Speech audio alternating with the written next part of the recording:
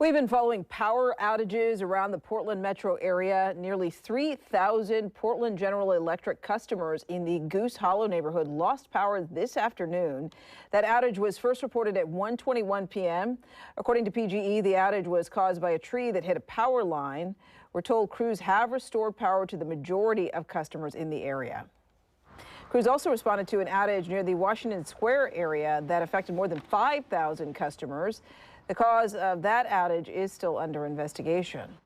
Again, we don't know the cause of the outage near Washington Square, but with wildfires burning across Oregon, officials are reminding people to prepare for possible power outages. Extreme heat, fires, and severe weather can damage equipment or force utilities to shut off power in high-risk areas to protect communities and support firefighting efforts. Officials say now is the time to prepare. Keep emergency supplies for up to 2 weeks, charge phones, update your utility contact information, and have a plan for medical needs, pets, and livestock. A reminder for anyone experiencing an outage during the heat: stay away from downed power lines, use flashlights instead of candles, and never run a generator inside your home or garage. Keep refrigerators and freezer doors lightly closed to maintain temperature. Unplug sensitive electronics to avoid damage from potential power surges.